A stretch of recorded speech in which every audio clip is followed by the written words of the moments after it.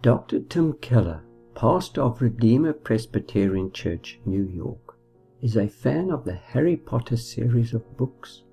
Asked on Twitter if he had read Harry Potter, Keller replied, "Yes, loved them. Great examples of sacrificial love conquering evil. Reminds me of another story."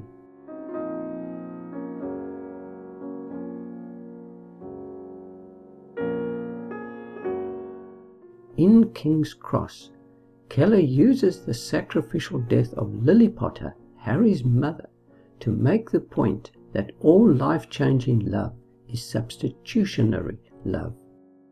To illustrate this truth, Keller asks his reader to remember Lily Potter, the mother of Harry Potter. In the first book of the series, the evil Lord Voldemort tries to kill Harry, but he can't touch him. Harry later goes to Dumbledore, his mentor, and asks, "Why couldn't he touch me?"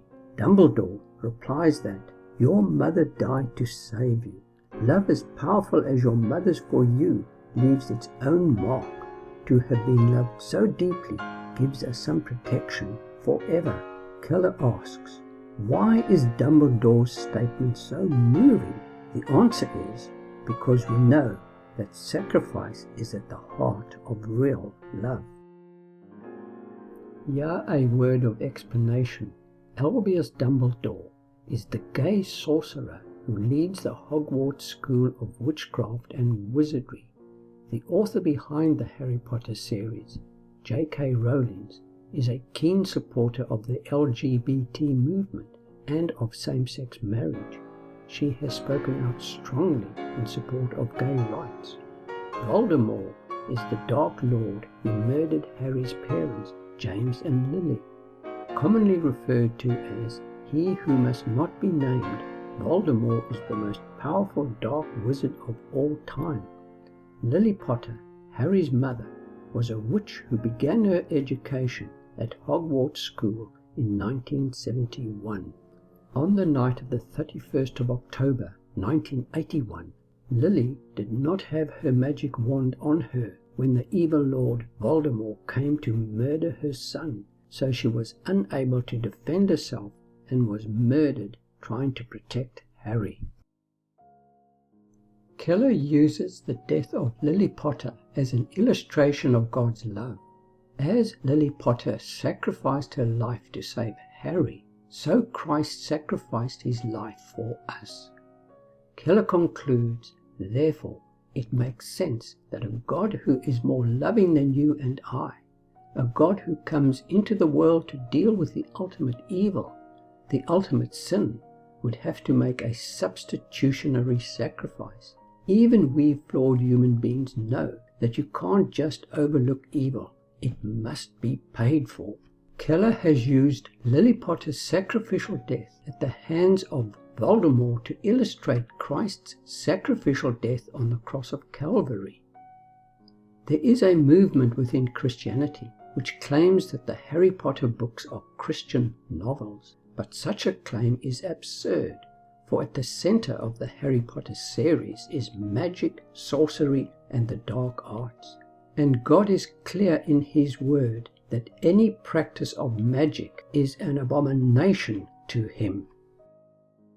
Pastor David Meyer of Last Trumpet International comments, "As a former witch, I can speak with authority when I say that I have examined the works of Rowling and that the Harry Potter books are training manuals for the occult. Untold millions of young people are being taught to think, speak, dress and act like witches by filling their heads with the contents of these books.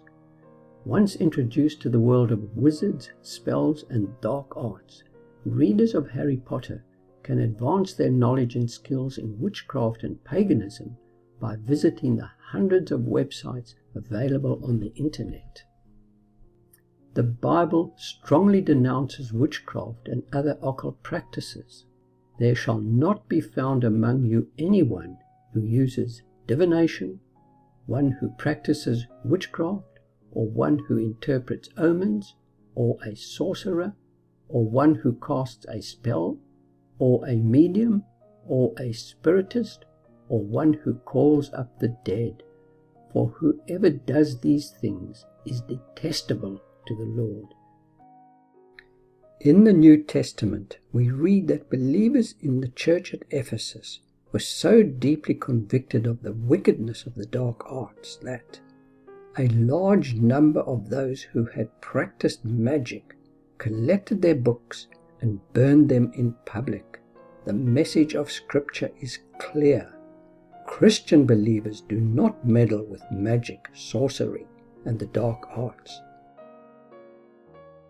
Keller's sympathetic promotion of Harry Potter runs the real danger of luring children and young people into the occult. For Keller to use the death of Lily Potter at the hands of evil Voldemort as an illustration of substitutionary atonement is to trivialize holy things. In Tim Keller, we see a man who makes no difference between the holy and the profane.